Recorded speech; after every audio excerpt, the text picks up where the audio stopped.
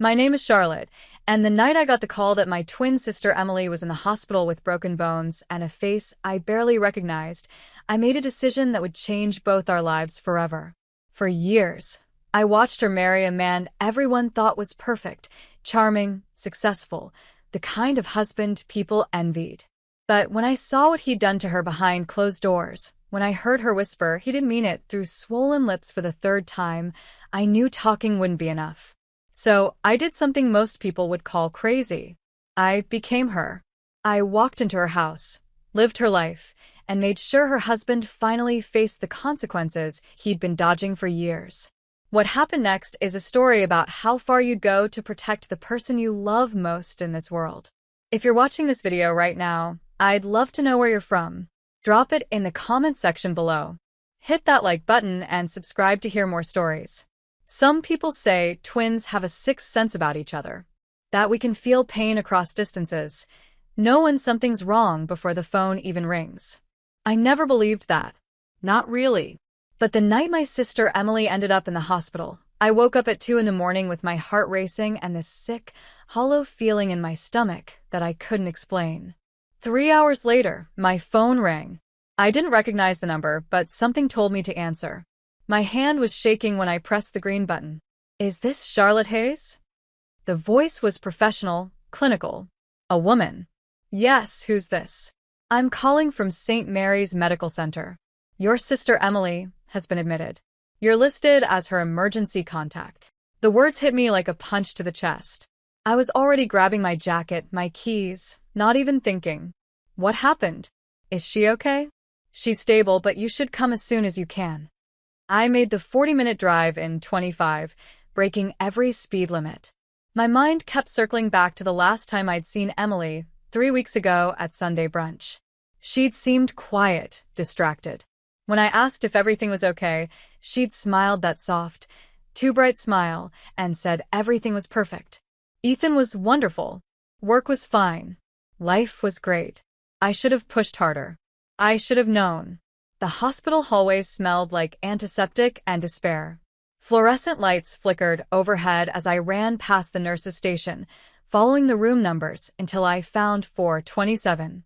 The door was half open. I pushed through and stopped cold.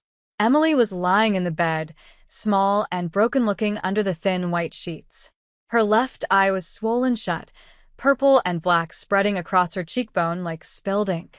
Her lip was split, crusted with dried blood. Bruises ringed her throat like a necklace. I whispered, moving to her bedside. My legs felt weak. She turned her head slowly, and when she saw me, tears started sliding down her bruised face. Charlotte, she said, her voice raw and small. He didn't mean it. Not this time. My hands clenched into fists so tight my nails dug into my palms. Not this time, I repeated, my voice coming out harder than I intended. Emily, what do you mean not this time? She looked away, staring at the ceiling. It was an accident. I made him angry. I shouldn't have. Stop. I pulled the chair closer, sat down, and took her hand carefully, avoiding the foreline. Tell me the truth. How long has this been happening?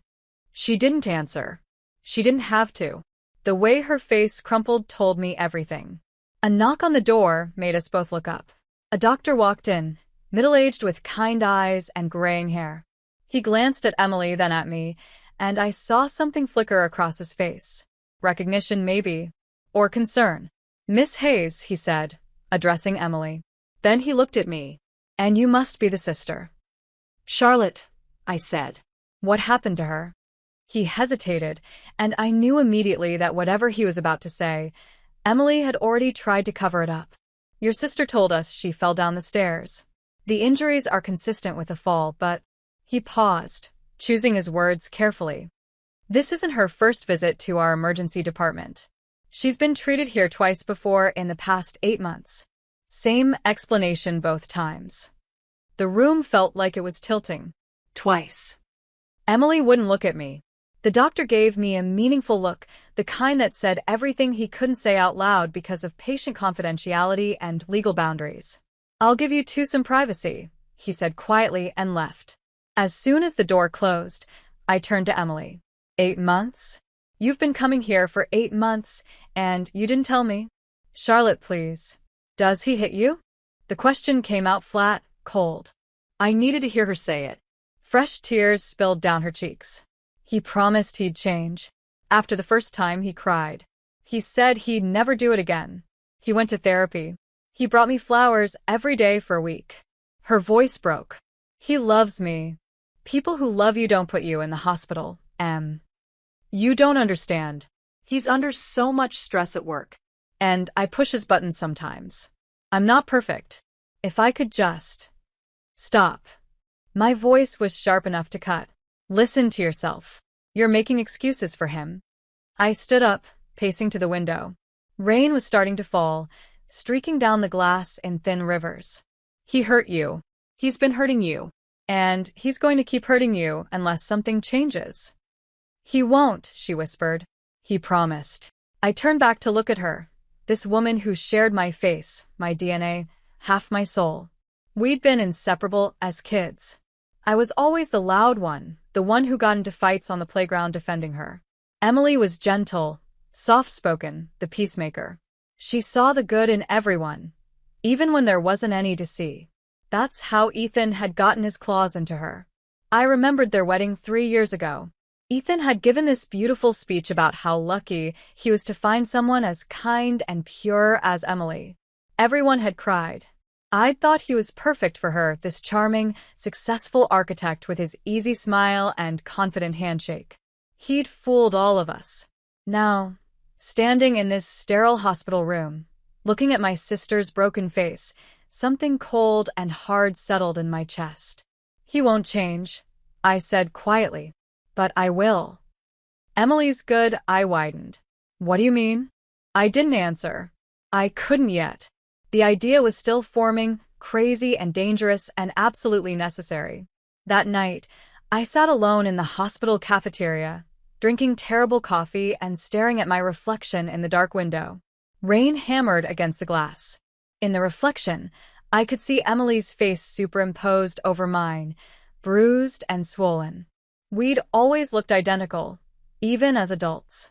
Same bone structure, same dark blonde hair, same green eyes.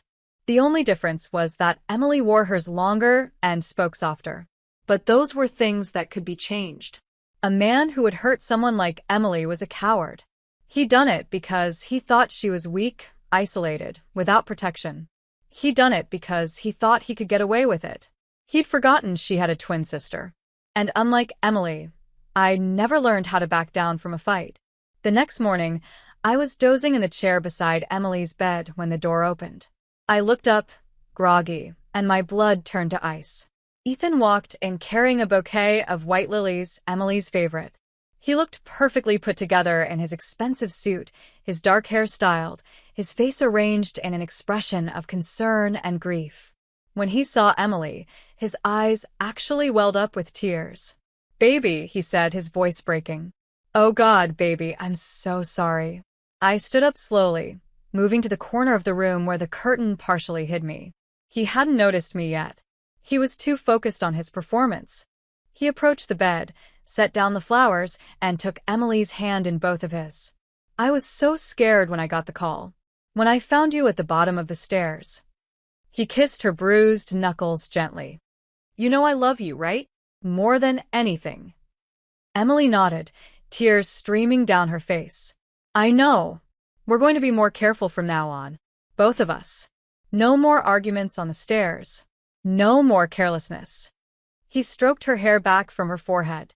"I need you to come home soon. The house is so empty without you." I watched every gesture, every word, every calculated move. He was good. Very good. If I didn't know what he'd done, I might have believed in myself. After a few more minutes of this act, he kissed her forehead and left, promising to come back later with real food from her favorite restaurant. As soon as the door closed behind him, I stepped out from behind the curtain. Emily looked at me with desperate hope in her eyes. "See? He does care. He's sorry." I didn't argue with her. There was no point. Instead, I walked over to the small closet where they'd stored her belongings and pulled out the bag containing her clothes from the night before. At the bottom was a blue cardigan, soft cashmere, expensive. I recognized it. Ethan had given it to her on their anniversary last year. I held it up, examining it in the light. There was a small tear near the shoulder seam, and when I looked closer, I could see a faint smudge that might have been blood. "Let me borrow this," I said. "Why?" I looked at Emily, then at my reflection in the small mirror above the sink. With the right haircut, the right tone of voice, the right clothes, I could be her. Ethan wouldn't know the difference. Not at first. Not until it was too late. Because, I said slowly, pulling the cardigan on over my shirt, he's expecting you to come home. And I think it's time someone showed him what happens when you hurt someone who is backup. Emily's face went pale. "Charlotte, no. You can't. He'll hurt you too." I smiled, but it wasn't a nice smile. It was the smile I used to wear in school when someone made Emily cry, and I was about to make them regret it. "He can try." It took 3 days to become my sister. I started with the obvious things. Hair first. I went to a salon in a different part of town where nobody knew me and showed them a photo of Emily from 2 months ago. The stylist cut 8 inches off, layering it to fall just past my shoulders the way Emily wore hers. When I looked in the mirror afterward, the resemblance was uncanny. We'd always looked alike, but now we looked identical. Next came the voice. Emily spoke softly, with this gentle hesitation that made people want to protect her. I practiced in my apartment for hours, recording myself and playing it back, smoothing out my harder edges, adding uncertainty where I normally had confidence. I studied old videos of us together, watching how she moved, how she held her hands, how she smiled with her lips pressed together instead of showing teeth. I went through her social media, memorizing the names of Ethan's coworkers, his friends, the neighbors. I learned which restaurants they went to, what shows Emily watched, what small talk she made. I studied her handwriting until I could forge it perfectly, copied her texting style with its excessive apologizing and emoji hearts. By day 3, I could be Emily. The question was whether I could do it well enough to fool her husband. The drive to their house took 90 minutes. I'd been there before, of course, for dinners and holidays, but this time felt different. This time I was driving Emily's car, wearing Emily's clothes, becoming Emily. The rain that had started the night of her hospitalization hadn't let up. It drummed against the windshield in a steady rhythm that matched my heartbeat. The GPS announced I was approaching Elmwood Drive, and my hands tightened on the steering wheel. Their house sat at the end of a quiet cul-de-sac, a beautiful 2-story colonial with perfect landscaping and a white picket fence. It looked like something from a magazine. A dream home. I knew better now. I parked in the driveway, took a deep breath, and grabbed the overnight bag I'd packed with Emily's things. My phone buzzed. A text from Emily at the hospital. "Please don't do this. I'm begging you." I didn't reply. I couldn't afford doubt right now. The front door opened before I could knock. Ethan stood there, backlit by the warm glow of the house, and for a moment, my resolve wavered. He looked concerned, gentle, nothing like the monster who'd put my sister in the hospital. That was the danger of men like him. They knew how to look human. "You're home early," he said, surprise flickering across his face. "The doctor said they wanted to keep you another few days." I ducked my head the way Emily would, making myself smaller. "I convinced them I'd be better at home. With you." The words tasted like ash, but I said them with Emily's soft conviction. His expression softened. "Come here." He pulled me into a hug, and every muscle in my body screamed to pull away, to shove him back, to hurt him the way he'd hurt her. But I forced myself to relax, to lean into him, to play the part. His cologne was expensive, some woody scent that probably cost more than my rent. "I missed you," he murmured into my hair. "I missed you too," I lied. He ushered me inside, took my bag, insisted I sit down while he made tea. I settled onto the couch in the living room, taking in details I'd never noticed before. Everything was immaculate. Not a book out of place, not a cushion askew. The kind of perfect that came from fear rather than preference. Over the next few days, I watched. I learned. Ethan had patterns. He got up at 6 every morning, went for a run, showered exactly 15 minutes, made a protein shake he drank while reading the news on his tablet. He worked from home 2 days a week, went into the office the other 3. When he was stressed, his jaw tightened in this particular way, and his voice got quieter, more controlled. That was when Emily would have been most afraid. I also learned his triggers. A phone ringing during dinner made his eye twitch. The sound of breaking glass sent tension through his shoulders. Anything out of place, any deviation from his carefully controlled environment, put him on edge.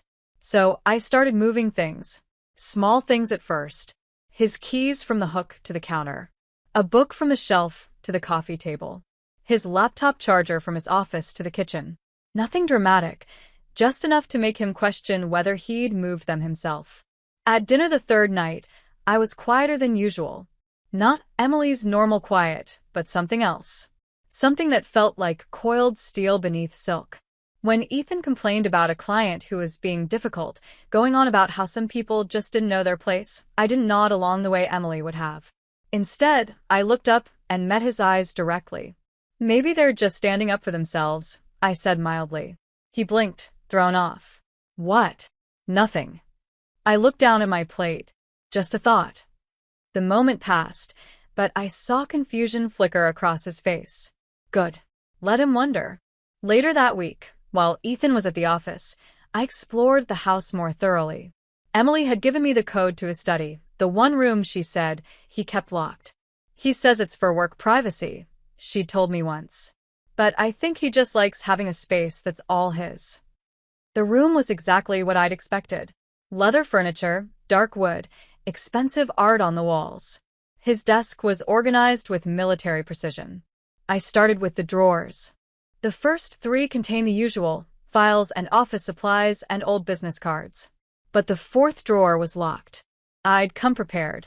The small lockpick set I'd bought online made quick work of it, and when I pulled the drawer open, my stomach turned. There were receipts for anger management classes from 2 years ago. Attendance records showing he'd stopped going after 5 sessions. A court order from a previous relationship, a restraining order against him from a woman named Jennifer Caldwell. And underneath all of that, a folder labeled personal. I opened it with shaking hands. Inside were printouts of emails between Ethan and his therapist, which he'd apparently been copying secretly. The therapist had recommended he work on controlling his anger response and recognizing when he's becoming violent. There were also screenshots of text messages between him and Emily, ones where she'd tried to leave him before and he'd threatened to hurt himself if she did. But the worst part was at the bottom. A USB drive. I plugged it into his computer. The folder that opened contained dozens of video files, all dated over the past 2 years. I clicked on one at random and immediately wished I hadn't. It was Emily. She was sitting on their bedroom floor, crying, while Ethan's voice came from behind the camera. "Say you're sorry." She apologized. "Say it like you mean it." She apologized again, her voice breaking. "Now say you'll never disrespect me again." I closed the file, my hands trembling with rage. There were dozens more.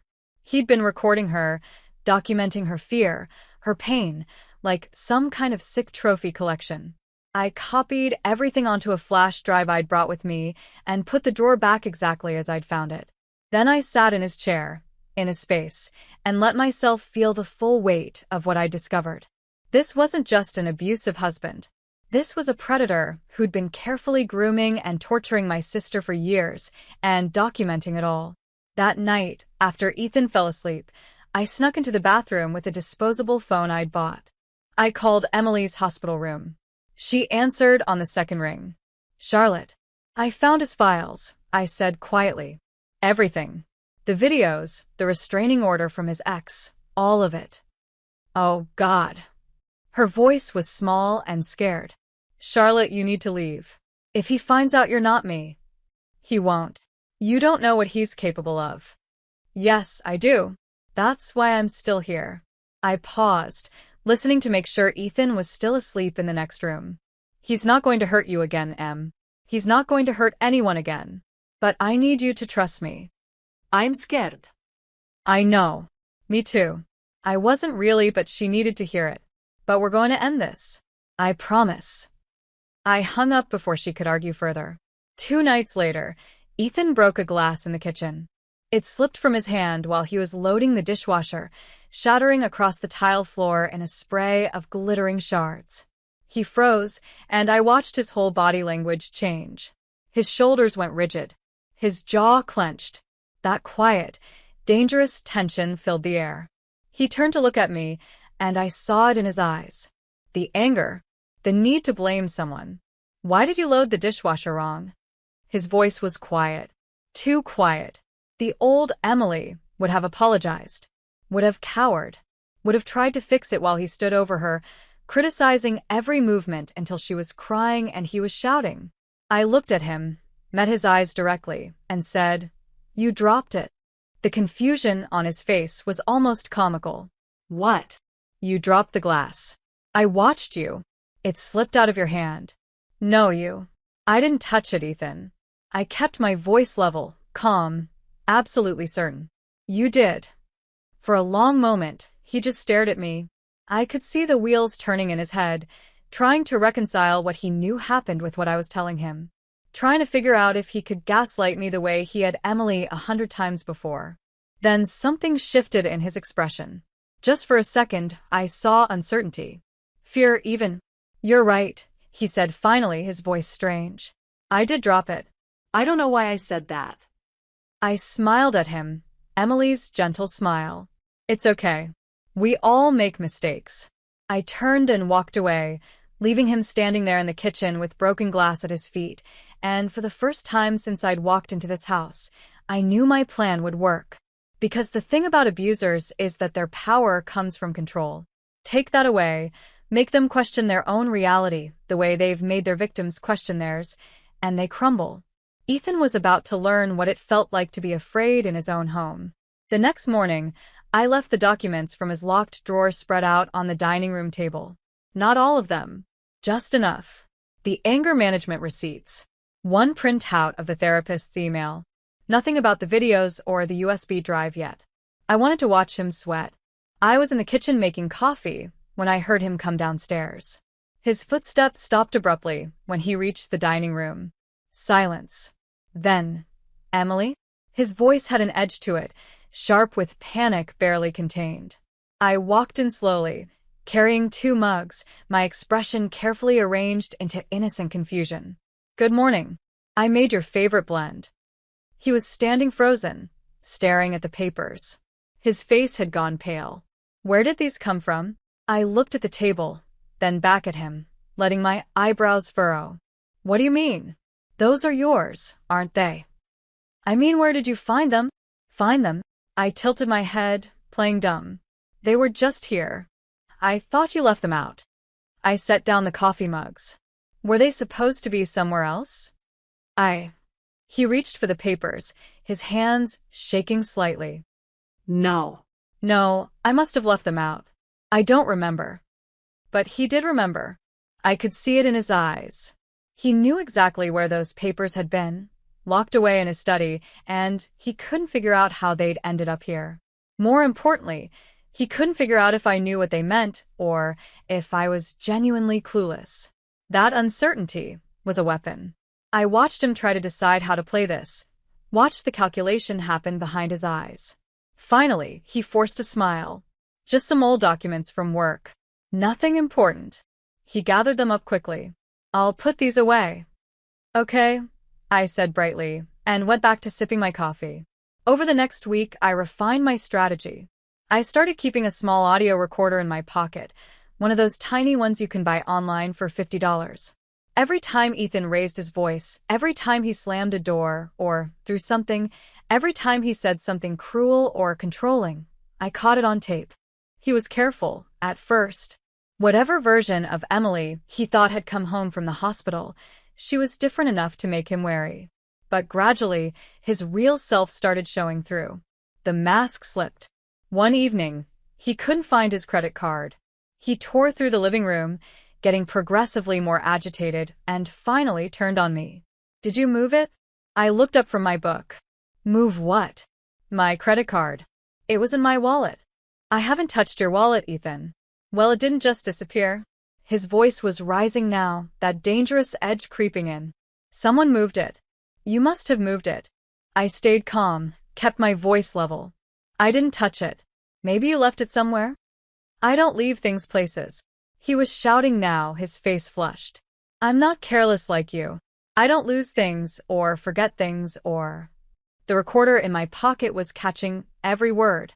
Later, I'd find his credit card exactly where it had been the whole time, in his wallet, tucked into a different slot. I'd watch him find it himself, watch confusion, and something like shame cross his face. I wouldn't say anything. I just let him sit with the realization that maybe, just maybe, he was the one losing his grip. The psychological warfare escalated. I started acting paranoid at random times, whispering things like, "You can't hurt me anymore," just loud enough for him to hear but quiet enough that he couldn't be sure I'd said it. I'd stare at him across the dinner table with this look that was somewhere between Emily's softness and something harder, something that made him uncomfortable. I rearranged his study when he was at work, moving everything exactly 1 inch to the right. Small enough that he might not consciously notice, but enough to make the space feel wrong. I replaced his regular coffee with decaf. I set his alarm clock 5 minutes fast. Death by 1,000 tiny cuts. That's what he'd done to Emily, breaking her down bit by bit until she didn't know which way was up.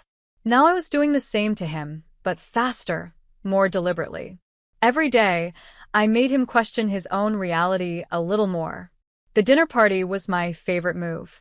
Ethan had invited his boss and a few colleagues over, wanting to show off his perfect life in his perfect house with his perfect wife. I'd overheard him on the phone. "Emily's been a bit emotional lately, but everything's fine. You know how women can be." I spent the afternoon preparing, cooking Emily's recipes, setting the table with their good china. When the guests arrived, I was the perfect hostess, warm and welcoming and just slightly more confident than Emily usually was. During dinner, Ethan was telling a story about a project at work, about how he'd single-handedly saved a deal that was falling apart. "That's interesting," I said pleasantly, passing the salad. Because when David called last week, he mentioned he was the one who brought the client back to the table. The room went quiet. David was Ethan's colleague, sitting across from us, his eyes wide. Ethan's smile was frozen on his face. "I don't know what you're talking about. From your phone call? Last Tuesday." I kept my tone light, innocent. I'm sure I heard him say he'd fix the pricing issue that was causing problems. David cleared his throat.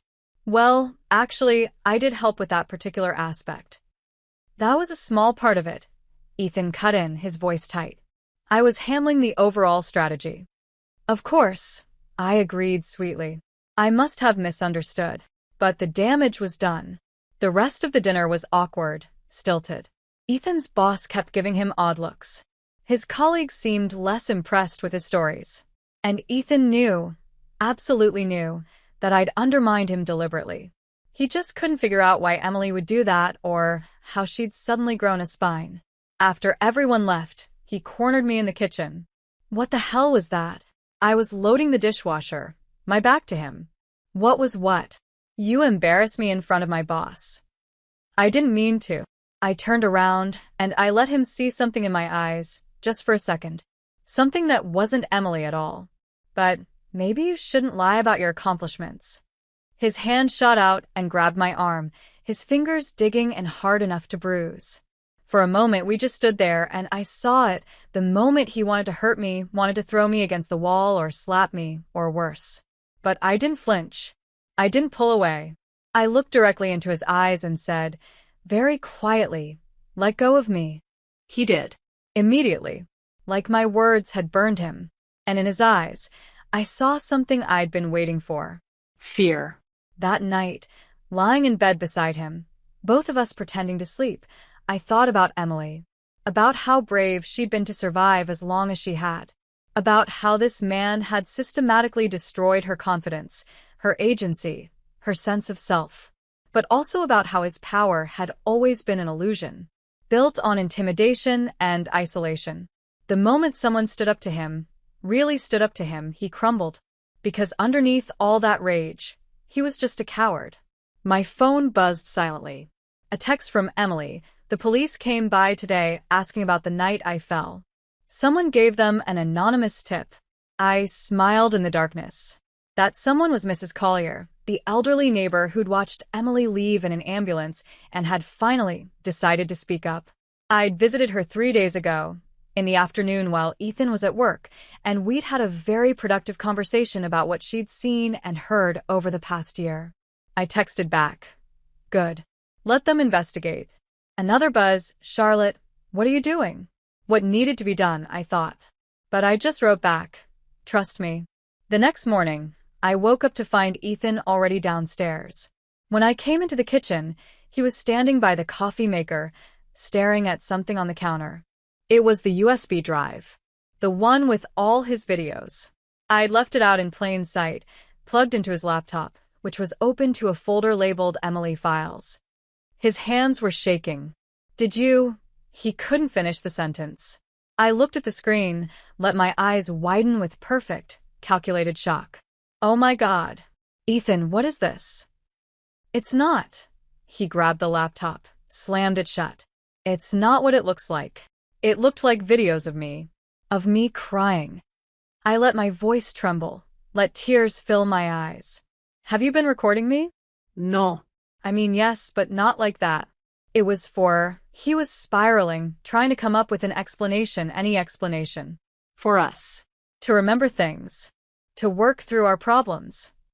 Those didn't look like memories. I backed away from him. Those looked like something else entirely. He reached for me, and I jerked back, making sure it looked natural, terrified. Don't touch me. Emily, please. The doorbell rang.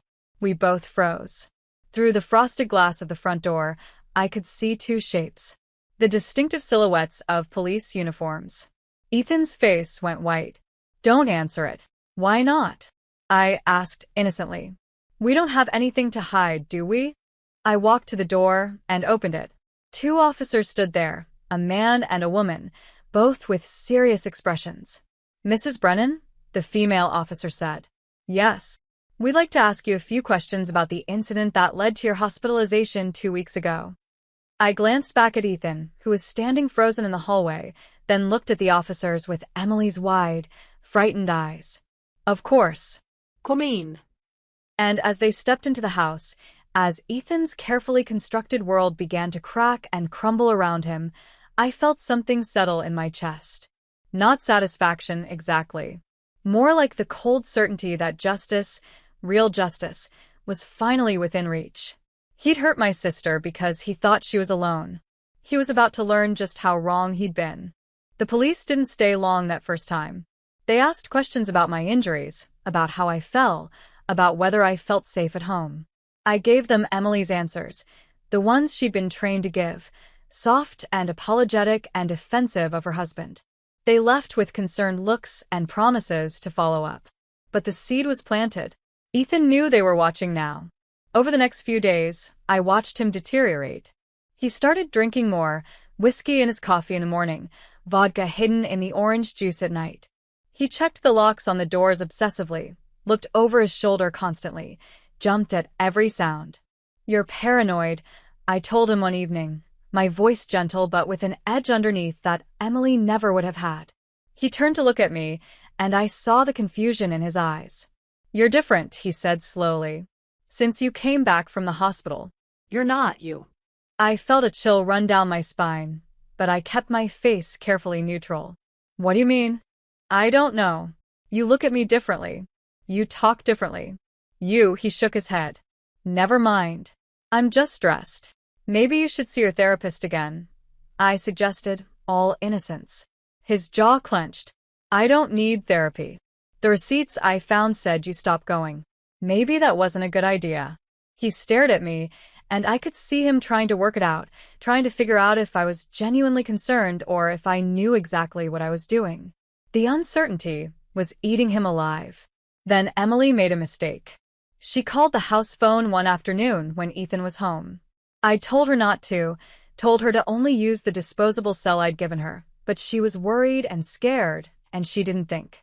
Ethan answered. Hello. I heard him pause, heard the confusion in his voice. Emily? He turned to look at where I was standing in the kitchen. You're right here. I froze. On the other end of the line, Emily must have realized her mistake because the line went dead. But the damage was done. Ethan lowered the phone slowly, his face pale. Who was that? Who was who? My heart was racing, but I kept my voice calm. He stopped, shook his head. That was Emily's voice. I am Emily. No. He backed away from me, his eyes wide. No, that was her voice on the phone. Her real voice. Your. Understanding dawned across his face like a sunrise, terrible and bright. You're not her. You're not Emily. I could have kept lying. But I was tired of the charade, and more than that, I wanted him to know. Wanted him to understand that he hadn't just hurt one woman. He'd hurt someone who had backup. No, I said quietly. I'm not. Charlotte. He whispered my name like a curse. You're Charlotte. I smiled, and it wasn't Emily's smile at all. Hello, Ethan. He stumbled backward, his hand reaching for the counter to steady himself. Where's Emily? Safe. Away from you. I took a step forward, and he flinched. Good. Did you really think she was alone? Did you really think you could put her in the hospital and there wouldn't be consequences? You're insane, he breathed. This is insane. You can't just. Can't what? Pretend to be my identical twin sister? I laughed, and it was cold. We've been fooling people our whole lives, Ethan. Switching classes in school, taking each other's tests, covering for each other. Did you really think it would be hard to fool you? His face flushed with anger, overtaking the fear. You've been living in my house, sleeping in my bed. I've been documenting everything, I interrupted. Every threat, every moment of rage, every lie you've told. I found your videos, Ethan. All of them. And I made copies. He went very still. You can't use those. That's. What? Your private property? Proof of your crimes? I pulled out my phone, held it up. I've also been recording you. For 2 weeks. Every time you lost your temper. Every time you got violent. Every time you showed the world who you really are behind closed doors. You're trying to trap me. His voice was rising, that dangerous edge creeping in. This is entrapment. This is justice. I didn't raise my voice. I didn't need to. You hurt my sister. You broke her bones and her spirit and made her think it was her fault. Did you really think I'd just let that go? He moved toward me, and I saw it in his eyes, the calculation. He was bigger than me, stronger than me. He was thinking about what he could do to make this go away. I pulled something else from my pocket.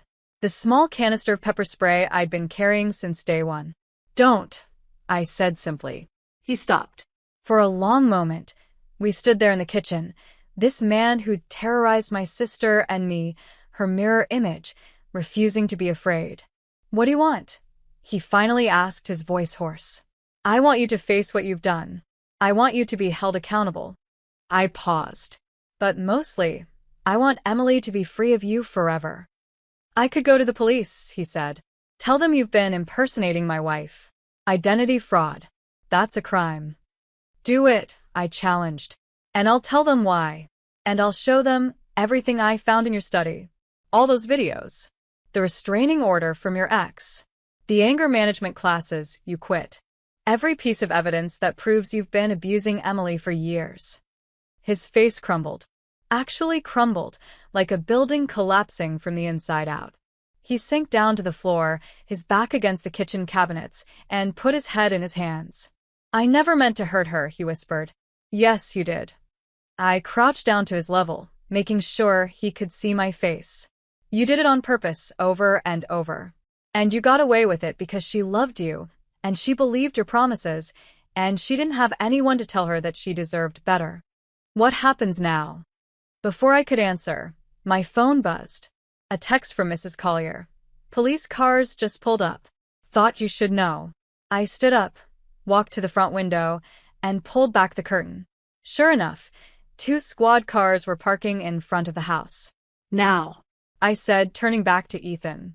Now you get to explain yourself to them. The doorbell rang. Ethan looked at me, terror in his eyes. don't do this. Please. I'll give you anything. I'll leave Emily alone. I'll sign divorce papers. I'll. Too late. I opened the door. The same two officers from before stood there, but this time their expressions were harder. Behind them, I could see Mrs. Collier watching from her front porch, her phone in her hand. Mrs. Brennan, the female officer said. Or should I say Ms. Hayes? I blinked, genuinely surprised. How did you? Your neighbor called. She said she noticed some inconsistencies. Said she's been watching this house for months, documenting what she's heard and seen. The officer's expression softened slightly. She told us your sister was the one who got hurt, and that you've been here instead. From behind me, Ethan's voice was desperate. Officers, this woman has been impersonating my wife. She's committed fraud. We've also received some interesting anonymous emails, the male officer interrupted. Audio recordings. Video files. All very concerning. Ethan went silent. We'd like you both to come down to the station, the female officer said. We have questions for both of you. I nodded and grabbed my jacket. As I walked past Ethan, I leaned in close and whispered, Tell Mia I'm sorry. He stared at me. What?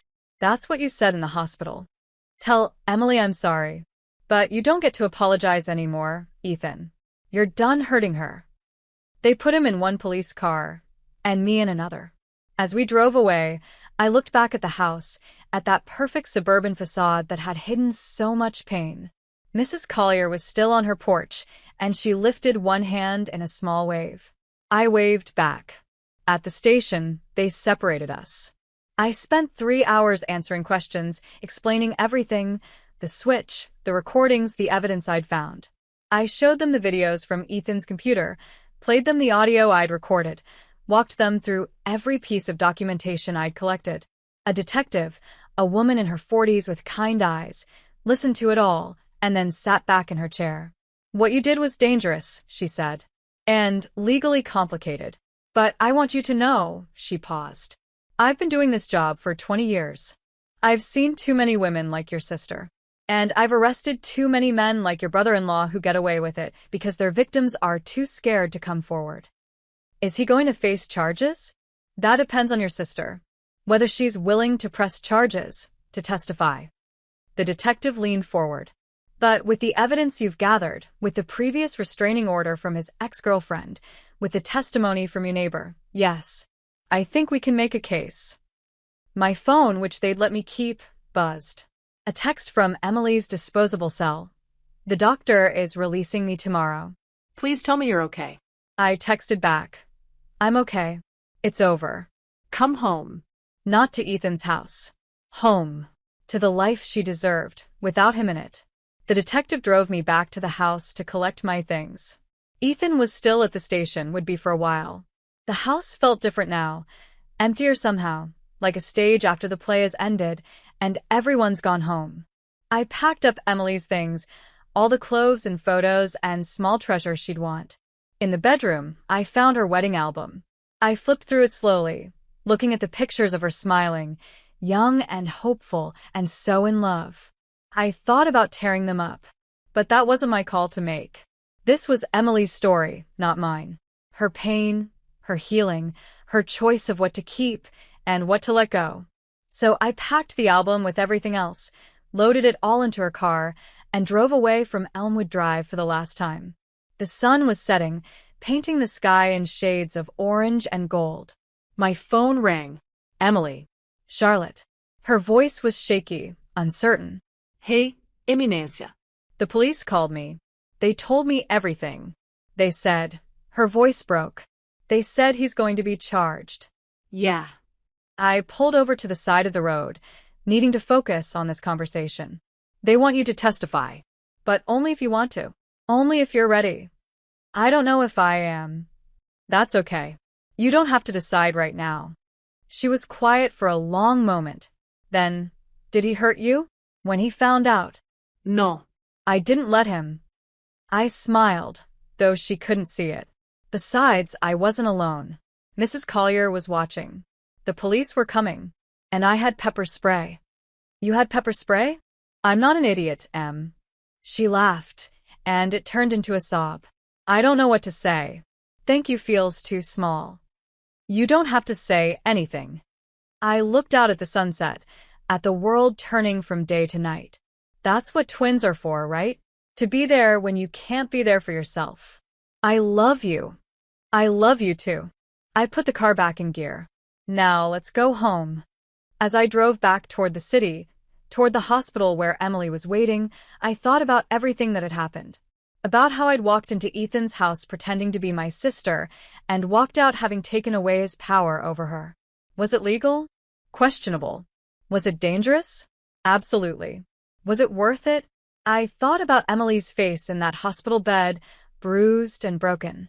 I thought about the years she'd spent walking on eggshells, believing his promises, blaming herself. Yeah. It was worth it. Because here's what men like Ethan forget. When you hurt someone, you're not just hurting them. You're hurting everyone who loves them. And sooner or later, someone's going to love them enough to fight back. He'd hurt my twin sister. My other half. My mirror. And I'd made sure he'd never do it again. The detective called me 3 days later.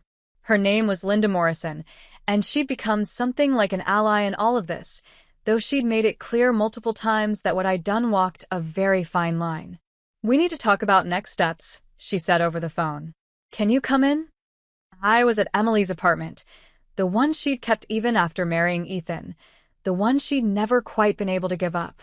Maybe some part of her had always known she'd need an escape route. She was sitting on the couch with a mug of tea, looking healthier than she had in months. The bruises were fading. So was the fear in her eyes, slowly but surely. "I'll be there in an hour," I told Detective Morrison. At the station, she laid out everything they had. The recordings I'd made.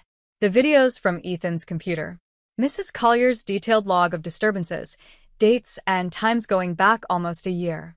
And something I hadn't known about, a statement from Ethan's ex-girlfriend, Jennifer Caldwell, who'd come forward after seeing his name in a police report. "She's willing to testify about her experience with him," Detective Morrison said. "The restraining order, the patterns of abuse, all of it. It establishes a history." "What about Emily?" I asked. "What does she need to do?" "Ideally, she testifies. Her medical records, combined with everything else, would make this case very strong." The detective paused. "But I understand if she's not ready. Testifying against your abuser is incredibly difficult." "She wants to," I said, surprising myself with a certainty in my voice. "She's scared, but she wants to do it. She told me last night that she's tired of being afraid." Detective Morrison nodded. "There's something else you should know. We contacted Ethan's employer with the evidence. They've placed him on administrative leave, pending an internal investigation." I felt a grim satisfaction at that. His job, his reputation, his carefully constructed image, it was all crumbling. Just like he'd tried to destroy Emily's sense of self, now his own world was falling apart. "What happens to me?" I asked. "For the impersonation? Technically, you committed identity fraud." She gave me a long look. "But given the circumstances, and the fact that you were acting to protect your sister from an abuser, I doubt any prosecutor would want to touch that case. The public relations nightmare alone would be enough to bury it." That evening, I sat down with Emily and told her everything. About Ethan's job situation, about Jennifer's willingness to testify, about what Detective Morrison had said. "They want me to tell my story in court," Emily said quietly. "In front of strangers. In front of him. Only if you want to." She was quiet for a long time, staring into her tea. When she finally spoke, her voice was steady. "I want to. I'm terrified, but I want to. Because maybe if I do this, if I tell the truth, it'll help me stop blaming myself." I reached across the couch and took her hand. "You never had anything to blame yourself for. I know that up here." She tapped her head. "I'm working on believing it here." She placed her other hand over her heart. 2 weeks later, Ethan was formally charged with multiple counts of domestic violence, assault, and battery. His bail was set high, but he made it. His parents paid, wealthy, and in denial about what their son had become. The first time I saw him after the police station was at a preliminary hearing. He looked terrible, like he hadn't slept in days. His expensive suit hung a little looser, his face was drawn, and there was something broken in his eyes that almost made me feel sorry for him. Almost. He saw me across the courthouse hallway, and his expression twisted with rage. "This is your fault," he said, his voice low and venomous. "You destroyed my life." No. Y replica calmly. "You destroyed it yourself. I just made sure everyone else could see what you'd been hiding." His lawyer pulled him away before he could respond, but I saw the hatred in his eyes, the same rage he'd turned on Emily so many times before. The difference now was that he couldn't do anything about it. He was being watched, monitored, his every move scrutinized. The powerless feeling he'd inflicted on Emily for years was now his own reality. Emily testified at the preliminary hearing. Her voice shook, but she didn't cry. She told the judge about the first time he hit her, how he'd apologized and sworn it would never happen again. About the second time, and the third, and all the times after that. About the night she ended up in the hospital, how he'd pushed her down the stairs during an argument about her wanting to visit me. I watched Ethan while she spoke.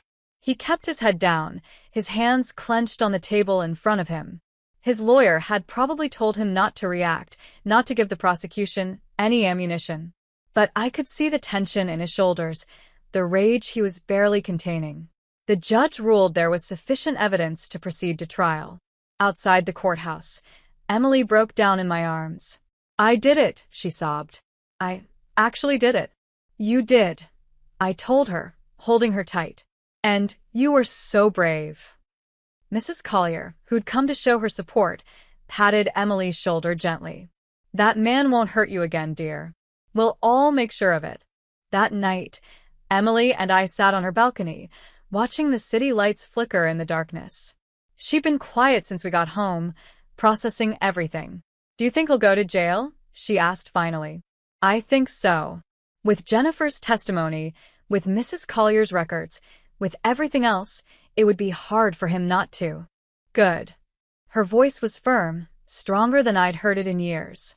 "He needs to face consequences. Not just for what he did to me, but for Jennifer and probably for other women we don't even know about." I looked at my sister, at this woman who'd survived hell and was slowly finding herself again, and I felt a surge of pride so strong it almost hurt. "When did you get so strong?" I asked softly. She smiled, and it was a real smile, not the fake one she'd worn for so long. "I've always been strong. I just forgot for a while. You reminded me." The trial was set for 2 months later. In the meantime, the media got hold of the story. It started small, a local news article about a domestic violence case with an unusual twist. But then it went viral. The twin sister who switched places to gather evidence. The abusive husband who couldn't tell the difference. The neighbor who kept records for months.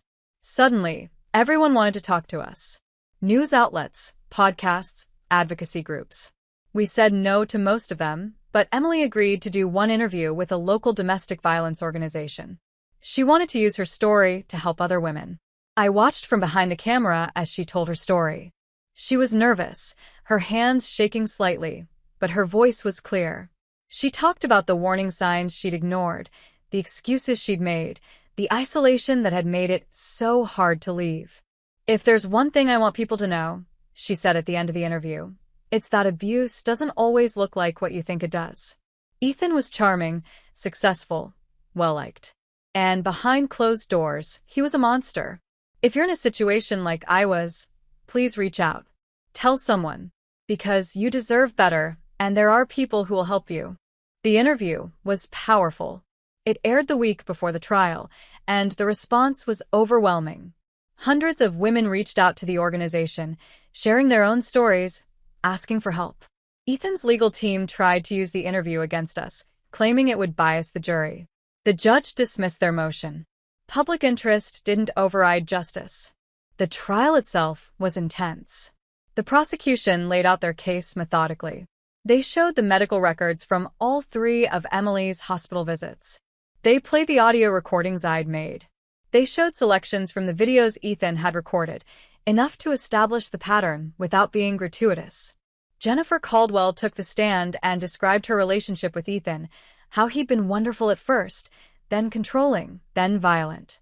How she'd finally gotten a restraining order after he put her in the emergency room. How she'd been terrified to come forward but couldn't stay silent after learning he'd done the same thing to someone else.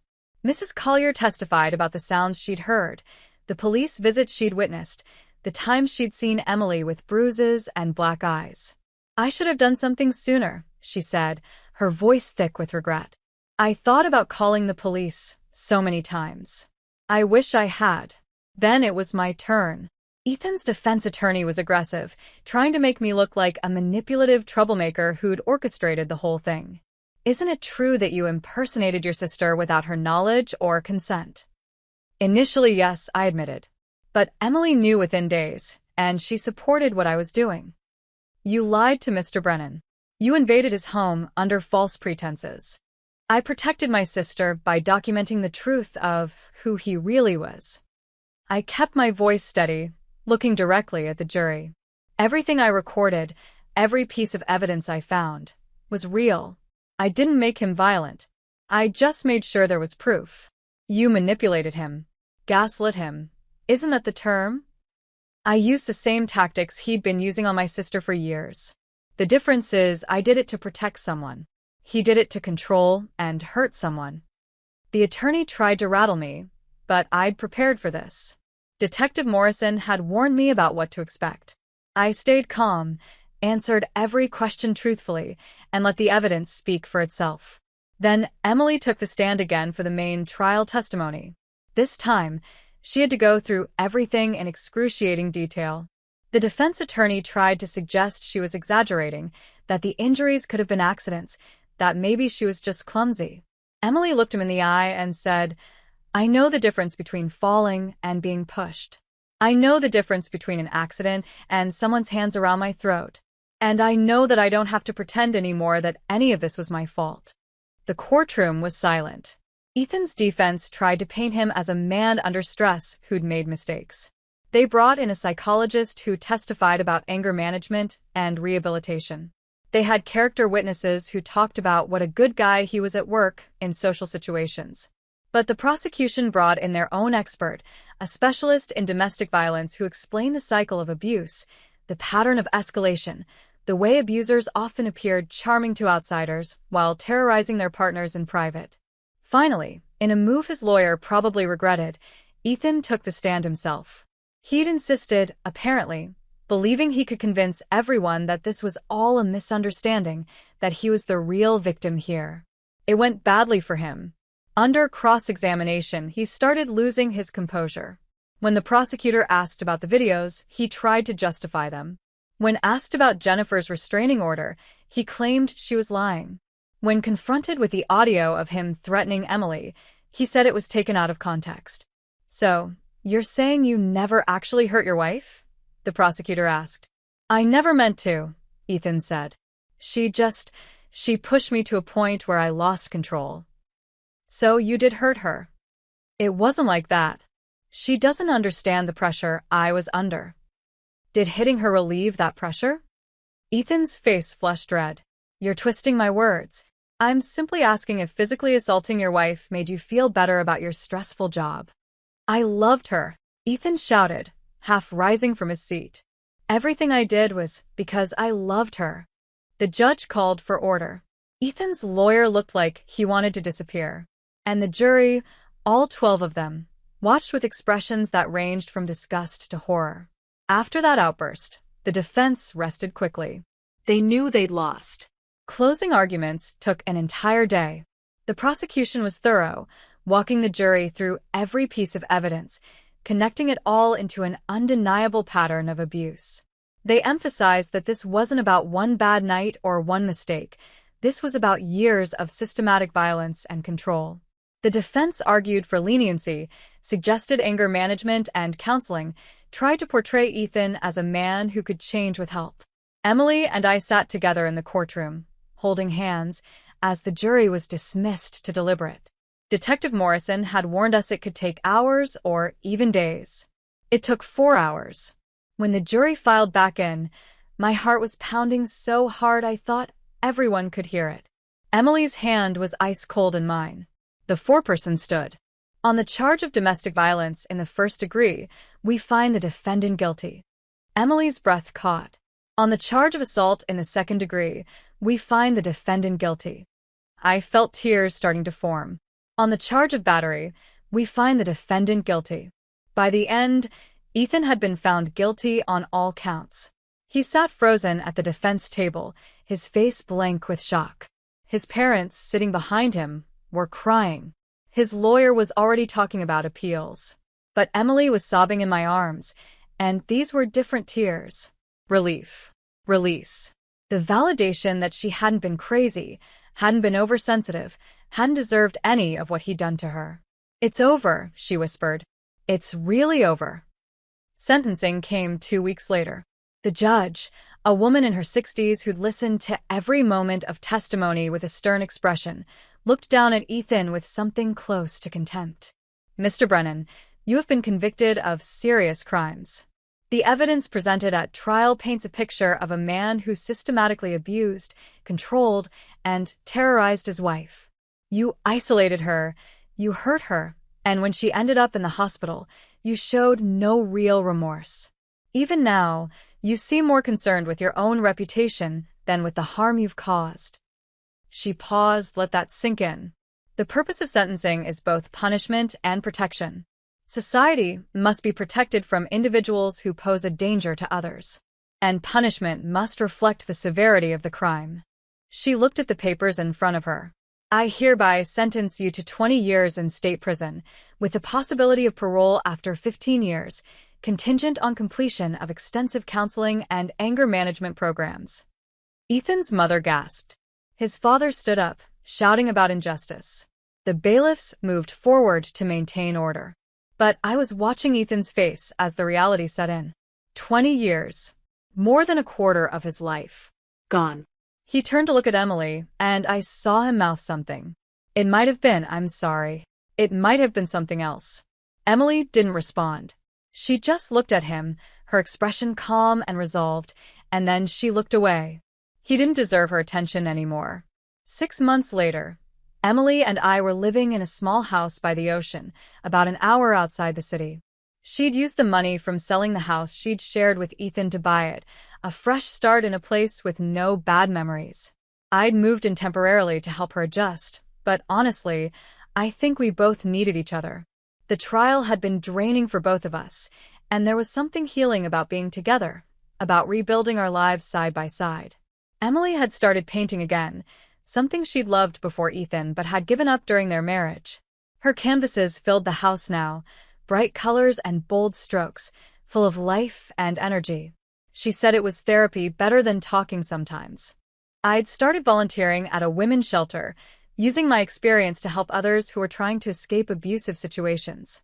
The organization had even asked me to speak at events sometimes, to tell our story and encourage other women to reach out for help. One evening, we were sitting on the beach watching the sunset when Emily's phone rang. She looked at the screen and smiled. "It's Mrs. Collier." She kept in touch with our unlikely ally, the neighbor who'd finally decided to speak up. Mrs. Collier had become something like a grandmother to both of us, checking in regularly, sending care packages, making sure we were okay. Emily put her on speaker. "Hello. Girls, I have some news." Mrs. Collier's voice was warm but tired. "My lawyer called. You know I've been sick, and well, I've updated my will. I'm leaving a donation to that women's shelter you work with, Charlotte. A substantial one. I want to go to helping women get out of dangerous situations." "Mrs. Collier," I started, my throat tight with emotion. "Hush now. You two showed me that it's never too late to do the right thing. I should have helped Emily sooner, but I'm helping now, and I'll keep helping, even after I'm gone." After we hung up, Emily and I sat in silence for a while, watching the waves roll in. The sun had turned the sky orange and pink, the kind of beautiful that takes your breath away. "Do you ever think about him?" Emily asked quietly. "Ethan? Sometimes. Usually when I'm at the shelter, talking to women who are going through what you went through." I paused. "Do you?" "Less and less." She picked up a handful of sand, let it slip through her fingers. "At first, I thought about him constantly. I was angry and scared, and somehow still sad about losing what I thought we had. But my therapist helped me understand that the man I fell in love with never really existed. He was a performance. The real Ethan was the one who hurt me. Do you regret marrying him? She thought about that. I regret the pain. I regret the time I lost. But I don't regret learning that I'm stronger than I thought I was. And I don't regret having you prove that someone loved me enough to fight for me when I couldn't fight for myself. I bumped her shoulder with mine. That's what twins are for. We'd gotten a few letters from Ethan, sent from prison. Emily had burned the first two without reading them. The third one she opened, read once, and then burned as well. He's still trying to manipulate me, she'd said. Still trying to make me feel guilty, like I'm the one who ruined his life. But I'm done with that. I'm done with him. A month after that, we got notification that Ethan had been transferred to a different facility after an incident with another inmate. I didn't ask for details. He wasn't our problem anymore. Emily's painting had gotten good enough that she'd been accepted into a local gallery show. The night of the opening, I stood back and watched as strangers admired her work, asked about her inspiration, offered to buy pieces. She glowed with pride and confidence, nothing like the scared, broken woman I'd found in that hospital bed. Her featured piece was a large canvas showing two identical women standing before a mirror. One figure was shadowed, hunched, barely visible. The other was bright, standing tall, radiating strength. She titled it Reflection. "It's us, isn't it?" I said when we had a quiet moment. "It's me," she corrected gently. "Before and after. The woman I was and the woman I'm becoming. But you're in there too, in the strength of the second figure. Because I couldn't have become her without you showing me it was possible." One afternoon, I drove back to the old neighborhood, past Elmwood Drive. I didn't stop, just drove slowly past the house where I'd spent 2 weeks pretending to be my sister, gathering evidence, taking down a monster. Someone else lived there now, a young family with kids playing in the yard. The house looked different, lighter somehow, like the darkness that had lived there before had been scrubbed away. Mrs. Collier's house next door was empty. She'd moved to an assisted living facility, her health declining. But I knew she was at peace with what she'd done, with the role she'd played in Emily's freedom. Back at our beach house, Emily was preparing for her first date since the divorce. A guy she'd met at her therapy group, another survivor learning to trust again. She was nervous but excited, trying on different outfits, asking for my opinion. "You look beautiful," I told her honestly. "But more importantly, you look happy." "I am happy," she said, and the surprise in her own voice made us both laugh. "I didn't think I would be again, but I am." After she left for her date, I sat on the porch with a cup of tea and watched the ocean. My phone buzzed with a message from the women's shelter. A new woman had come in, scared and hurt, and convinced she had nowhere else to go. Could I come talk to her tomorrow? I replied that I'd be there first thing in the morning. Because that's what we did now, Emily and I. We survived, we healed, and we used our story to help others do the same. We turned our pain into purpose, our trauma into testimony. Ethan had tried to break Emily, to destroy her spirit, to make her believe she was worthless and alone. Instead, he created two fierce advocates for survivors, two women who would spend the rest of their lives making sure other women knew they didn't have to stay silent, didn't have to accept abuse, didn't have to face their abusers alone. The sun was setting over the water, painting everything in shades of gold and amber. I thought about that night in the hospital, when I'd first seen Emily's broken face and made a promise to myself that he would pay for what he'd done. He had. 20 years in prison, his reputation destroyed, his perfect life dismantled. But more than that, he'd lost the only power that had ever mattered to him, the power to hurt us. Emily came home late that night, cheeks flushed and eyes bright. Her date had gone well. She was going to see him again. She was building a new life, one where she got to choose who was in it, where she set the boundaries, where she never had to be afraid. We stayed up late talking, the way we used to as kids, sharing secrets and dreams and plans for the future. At some point, Emily fell asleep on the couch, her head on my shoulder, peaceful and safe. I stayed awake a little longer, watching her breathe, thinking about how close we'd come to losing her. How close Ethan had come to breaking her completely. But he'd forgotten something important. He'd forgotten that Emily wasn't alone.